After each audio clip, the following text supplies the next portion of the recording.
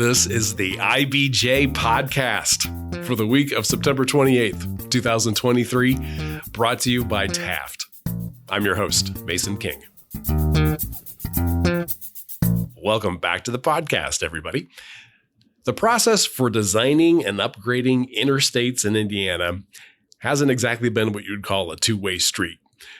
Typically, the Indiana Department of Transportation draws up plans for its projects, and then the public has an opportunity to provide feedback. You'll recall the uproar in 2017 when INDOT presented its plans for reconstructing the North Split, where I-70 and I-65 meet in the northeast corner of downtown. Nearby residents were vehemently against some elements of the project and proposed a fundamentally different alternative. INDOT was able to accommodate the Rethink 6570 coalition's concerns on some aspects of the project, but it proceeded largely as originally proposed. Now, as the state begins to plan for future upgrades to other portions of I-65 and I-70 that run through Indianapolis, it's conducting a long-term study to get public input on the front end of the process.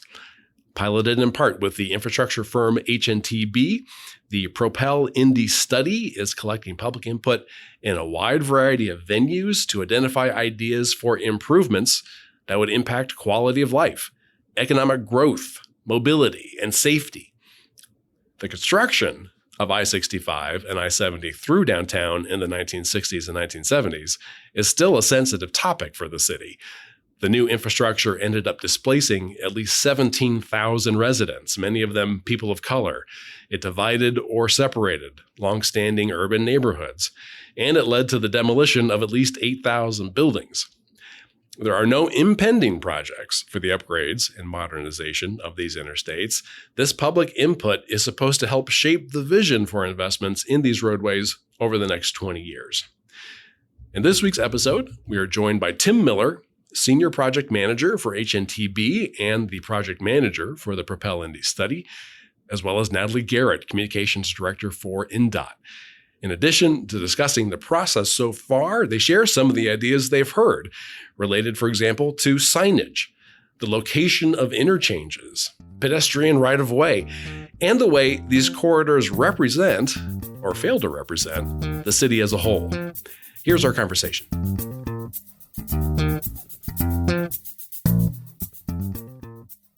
It's my pleasure to welcome to the podcast Tim Miller, Senior Project Manager for HNTB and the Project Manager for the ProPEL Indy study. Thanks for making time today. Thank you, Mason. I'm glad to be here. And we're joined by Natalie Garrett, Communications Director for the Indiana Department of Transportation. Thanks for being here. Thanks for having us. Let's first identify the portions of interstate that this process is focusing on. Sorry to give you geography so early in this, but yeah. What is how do we describe what portions of interstate we're talking about? So, Mason, we are evaluating and looking at I-65 and I-70 within the 465 loop, with the exception of the recently constructed North Split limits and a section of I-65 from just south of the South Split to 465.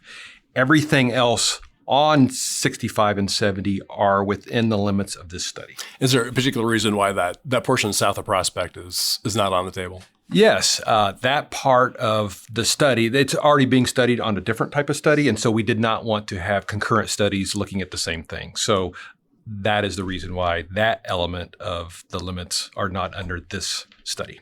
So again, let's give the listeners, especially folks outside of central Indiana, the context of I-65 and I-70 inside the I-465 loop. And the loop is 465 basically is the boundary of the city of Indianapolis. I think we can agree. When were these interstates built? Or these portions that are inside the loop?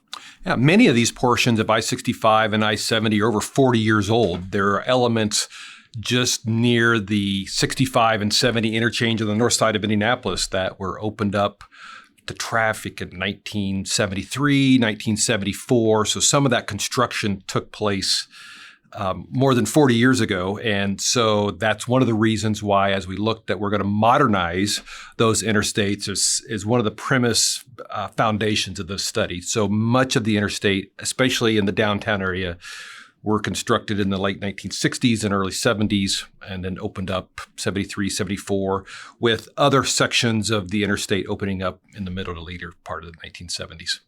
And then they circle around downtown Indianapolis, at least on three sides. They kind of skirt the outskirts, if you will, downtown Indianapolis. I had a question about the word modernize. Big word. So when we talk about modernizing the roadway, what all might that entail? So some of the things we're talking about modernizing are really just setting a vision of what people may define modernizing a current day interstate might be. We're not necessarily looking at added travel lanes, but we need to look at how that interstate is going to fit into a community, how we can modernize it so that we can implement potential solutions that would address the needs that we will identify over the next 20 to 40 years.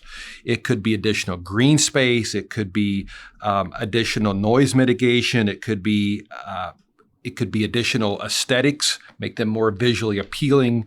So when we're thinking about modernizing, it's how do we make sure and how do we incorporate ideas and a vision that would bring those interstates up to today's standards in order to improve the quality of life and livability, economic growth and opportunity, and the mobility of which we all use on a daily basis. Yeah, so there are various parts, sections, structures along those sections of interstate that are coming up on the end of their service life. You know, each piece of infrastructure has kind of an expected service life, and INDOT is maintaining those over time through various construction and maintenance activities.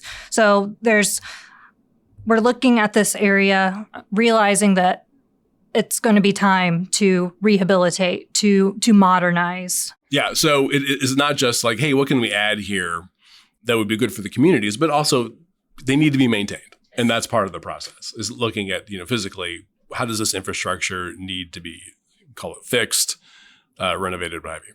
Now, the construction of these interstates was a really sensitive topic for the city because they ended up displacing, somewhere on the lines of like 17,000 residents. They divided or separated some long-standing urban neighborhoods, led to the demolition of at least 8,000 buildings. So I'm assuming that is why there are elements of the ProPEL Indy process that focus specifically on equity, for example, and quality of life. Yeah, and there's it's one of our four pillars, equity is, and everything that we do during the next couple of years on this study, we want to be equitable, not only in our engagement of engaging the community, but also thinking about the solutions and options that we have to modernize those interstates. We do know that the way we planned and constructed interstates in the 1960s and the 1970s is probably not the way we would do it today, Mason. And so this is an opportunity for us, a unique opportunity to look at some of these options that we can do to reconnect some of those communities, to enhance the connectivity, not only of communities, but of the multimodal and other facets of transportation. So obviously that is a very intentional focus point for us on that study, and something that we're hoping we can get a lot of engagement and a lot of ideas for. So outline for me the process, the ProPEL Indy study process. How has it started? Where are we right now, and where are we going? So the process is really, we are right now at the very early stages. We're in what we call a visioning stage. And that visioning stage is really soliciting some big ideas from the community on how we modernize these interstates. And these big ideas are not necessarily big dollar ideas, but they may be a big idea to a community, to a neighborhood, to some other community. And when we talk about community, we're not necessarily only talking about residential communities. There's business communities and there's a lot of different communities. But thinking about, from a vision standpoint, how do we want those interstates to fit within the fabric of our communities? How do we fit those into the series of neighborhoods so that we can work together and really improving the quality of life and things that we just talked about? So those are some of our early thoughts over the next several months. We will eventually get into some alternatives that we can, after hearing from the public and the various communities, come up with some alternatives. And then at the end of the study— When you say alternatives to what? Alternatives could be of ways that we can modernize. It could be different techniques, different things that we need to think about to put in a playbook for future projects.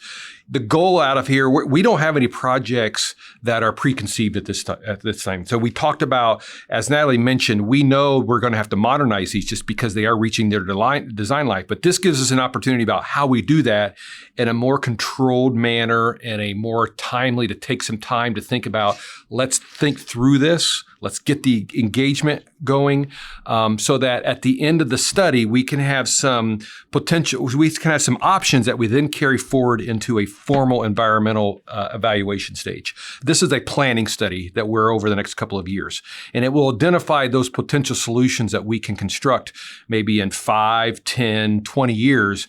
But this really gives us a framework on how to begin that. Gotcha. So there's no impending construction project that you're collecting information for. That is correct. But it's to give you a set of scenarios or guidelines for what could be done when you need to do maintenance. And that is the non-traditional part of this study, Mason, because we are pretty much accustomed to bringing alternatives out to the public and saying, this is what our plan is, or these are some options. What is your reaction?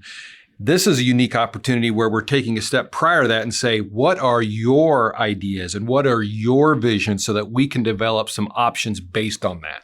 So this is not something that the Indiana Department of Transportation is going more forward to, and Natalie can talk about that in a minute.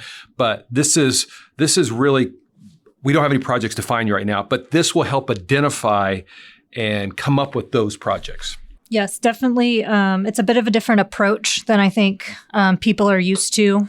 As Tim mentioned, they are more accustomed to INDOT coming to them with, we're going to build a roundabout here. This is our project. Tell us what you think. Give us your feedback. So we're coming to the public at a much earlier stage in the planning process to identify those needs, those trends. How can we modernize and improve infrastructure to meet the needs of the community? So you could get information here that would inspire a project, for example, not just something that you would tack on to a regular maintenance project. Could be maybe we really do need to maybe we need to move this exit because, we got so much feedback from people. Maybe that is something we just need to do. And that could be its own project. Yeah. So blank slate, at this point, we're visioning. We are taking in any and all feedback and comments, that we're hearing from various groups, individuals in the community, and, we'll move forward in the process. Mm-hmm. So this, as you say, this is a new strategy, if you will, or new way of approaching how to deal with our interstate system. Did this, at least in part, come out of the pushback that INDOT got from the North Split project when the neighbors there felt like, this is so late in the process, we can't give you any feedback that is going to, substantially change this project? Yeah. So INDOT's looking at a variety of new, more innovative ways to engage with the community, whether it's regarding, a specific project or more of a planning study. We do have a couple other PEL studies in the works in the state. As in ProPEL. Yeah, ProPEL. What does PEL mean? See what we did there? Planning and environmental linkage study. Okay. So, it's an official term, if you will, play on words there.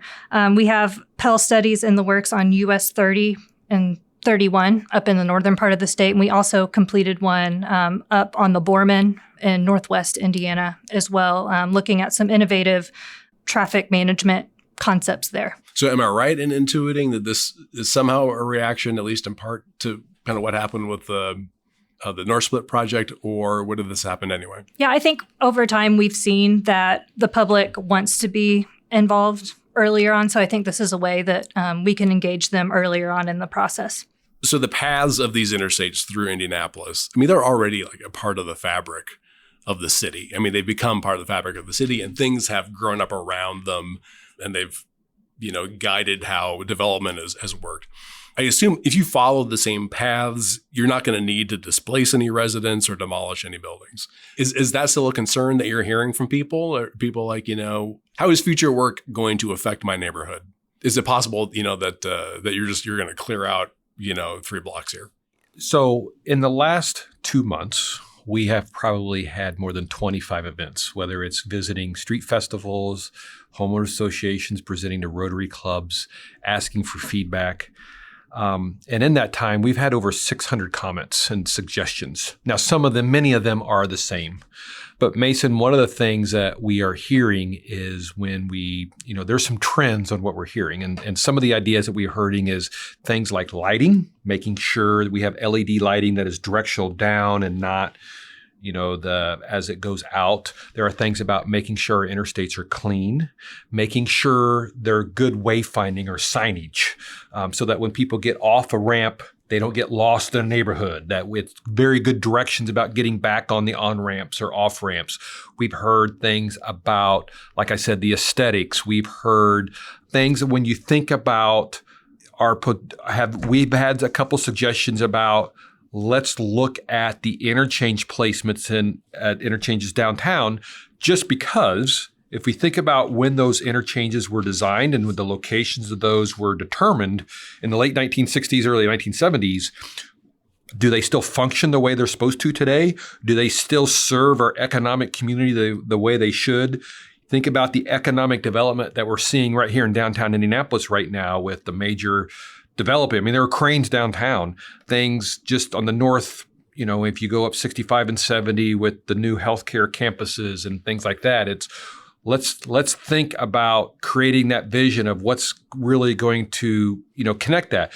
Are there opportunities where we can connect to construct some pedestrian underpasses or connectivity? Let's make sure that if we're replacing a bridge on an interstate, that that bridge does not impede pedestrian trails or bicycle lanes, not on the interstate, but below. So we're making sure that we understand and focus on not what is only happening up top, but how does that impact or how does that complement things below so that we can keep our transportation grid complete and as connected as possible.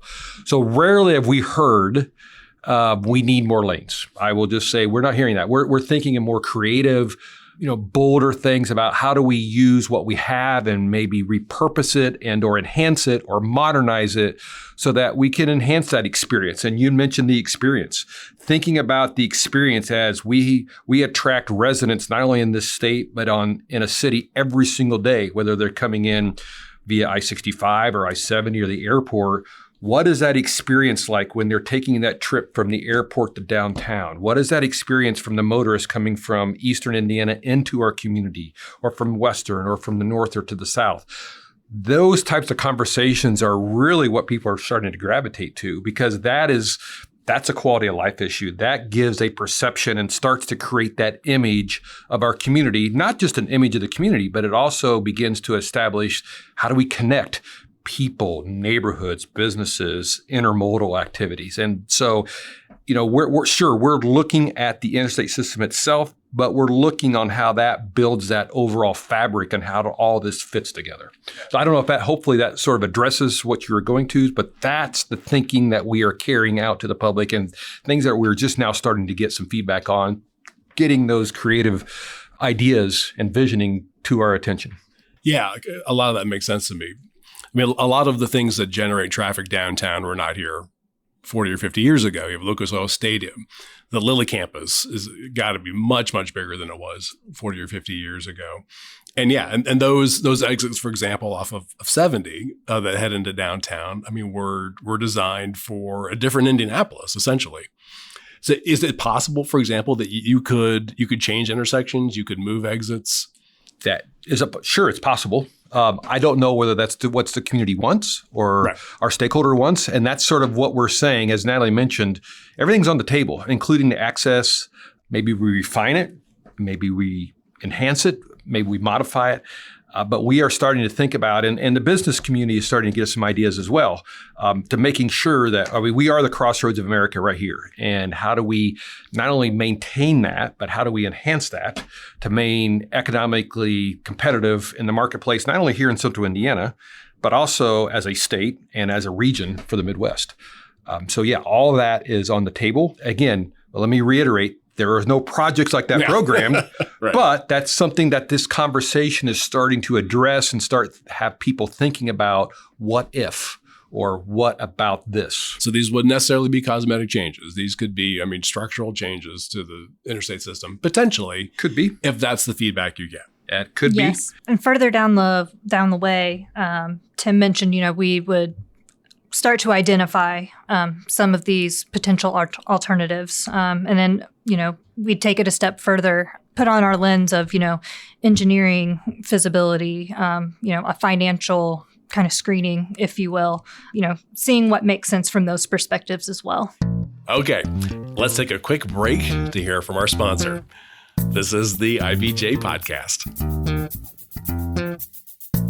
Taft, today's modern law firm. With more than 800 attorneys in 8 primary Midwest markets and the District of Columbia, we provide solutions to the business issues facing middle market and emerging companies alike. We do this through a highly collaborative and inclusive team approach. Taft, the modern law firm. To learn more, visit taftlaw.com. All right, we're back with the IBJ Podcast and our conversation this week with Tim Miller and Natalie Garrett about the new way the state of Indiana is gathering public input for future interstate upgrades inside of I-65. If I may, now I'm going to give you my own. I'm going to give you my input. I can't tell you how many times that I have flown back into Indianapolis from other city. And so my brain is already thinking, I'm comparing Indianapolis to the city I've just been to. And that trip in on I-70 often is about as depressing as it gets. That section of road, I know that people have been looking at that for a long time. Some people have done a lot alongside the roads to make it better. But I've always felt, and I don't know how you're going to fix it, that we could present ourselves in a much better way. That potentially could be something that you could look at. Absolutely. And we're already starting to get ideas on that. And as Natalie mentioned, these are bold ideas. One of the things that we are going to be looking at is once we develop these bold ideas, they may be low dollar ideas. And let me give you an example. We were with a neighborhood a couple of weeks ago, very culturally significant neighborhood. And they were asking if we could get some signage along the interstate just to bring awareness of that interstate traveler that we are here, gives them a sense of place, give them a sense of community. That would be something on the interstate that would be really low impact, low cost. That was an idea we had. And can we do that in other areas? And obviously we need to make sure we comply with signage requirements and all that. But that was a bold idea to that community. That wasn't necessarily a high dollar, but it was bold to them. As there are others that when we think about, significant signature bridges in the area, we all have seen communities either on national television broadcast or pictures of some iconic architectural structure that really defines who that city is or who defines what that community is. Those all take dollars, and one of our responsibilities and what we will be doing is once we come up with some options, we get into the financial feasibility of that. And traditionally, those types of infrastructure projects and or initiatives are funded through the traditional highway trust fund or the gas tax. But there are things that we can start looking at is maybe there are other partnering opportunities for a certain area of the state or for the certain area of the city. Maybe there's a public-private partnership. Maybe there's grant opportunities. Maybe there's a whole other flood of financing options that we will look at instead of just the traditional, because at the end of the day, INDOT and the state of Indiana only has so much money, but there are other partnering opportunities where we can look to say, look, we need a plan. However, we need to make sure we do a very comprehensive study and engagement so that when we are looking for potential funding options, we can say, look, this is really a grassroots, organic, planning-driven option that has a lot of support or not. And this isn't just something that was originated out of in an office in a corner. And so that's sort of, Mason, I think that's the thinking of and the intent of this ProPEL study. So when we talk about gathering public input, I know there are many different ways that you're doing that. What are some of the sources of public input? Yeah, so most recently, as Tim mentioned, we have been out in the community, attending HOA meetings, community festivals, things like that. We've been promoting on our social pages ways that people can get involved. We have a comment form on the website. We have social media pages. We're doing things like this. We're getting on the podcast or, sharing with media about the study to get the word out on how people can get involved and get engaged at this point in the project. And I would assume, you're spreading the net in terms of residents, all along the path of the interstate. It's not just downtown, or it's not just on the northwest side. Yeah, exactly. The study area, of course, is more focused, in the heart of Indianapolis. But, we're also looking for feedback for people who commute in and out of the city each day, who travel to Indiana or Indianapolis, frequently. Maybe they have family that live here. We're looking for any and all ideas, feedback, whether it's residents, travelers, business community, faith community, trying to be all encompassing. So I've been a reporter in several different cities, usually covering city hall or real estate. And I've been a part of a lot of public imaging sessions. So whoever is hosting the public imaging session leaves with a giant vat of ideas. What we always see at some point is that those ideas go into a funnel and they kind of get flattened, and some of the more outside the box ideas get lost. How do you keep that from happening in this process? One of our core goals on this study for the study team is transparency. And as we collect these comments, as we collect suggestions, we are going to be posting what people have given us on our website and other social platforms, so that that gets back to the groupthink type of mentality. That idea may spur somebody else to give an idea. So I think it's a great question, but from the transparency standpoint, starting next month and here just a couple of days in September, we'll be posting what people have been telling us over the last 4 to 6 weeks on their ideas and their visioning. So, and hopefully that will prompt ideas. It may prompt either an idea, it may prompt a bold initiative that someone thinks we need to go, or it may prompt somebody to say, hey, look, I would like that team to come out and talk to my group or organization about what they're doing. So that transparency element and that pillar is going to be very important for us. And we recognize this. We're just getting started on this. We just started 1st of June. So, and again, having over 600 comments is something that we're very proud of. And it tells that there's an appetite to provide those types of ideas. And the appetite is not only from the communities, from residentials, but from business, from trade organizations, from whatnot, because at the end of the day, the interstates influence so many parts of our lives, whether it's a daily commute or a job or employment centers or, mode of transportation for somebody to get to work. And so that transparency is going to be very important for us. And that's something we've maintained and committed to for the next couple of years. Over the years, there already has been a lot of suggestions for what to do with these interstates. I'm assuming that information also is being collected as part of this. That is correct. And specifically, I'm thinking about the study that I think Rethink 6570 did and released a couple of years ago. The Arab study. Yeah, where they it was a pretty elaborate study with an idea where they would recess the interstates, at least through the downtown area, and then which would allow you to build on top of those recessed areas if you wanted to create parks or more land for development. Is that something that is going to go into the bucket with everything else? Something you're going to look seriously at? Yes, that is something that, we're taking everything. And matter of fact, the Rethink Coalition, we are meeting with them on a regular basis, hearing their ideas, hearing their suggestions.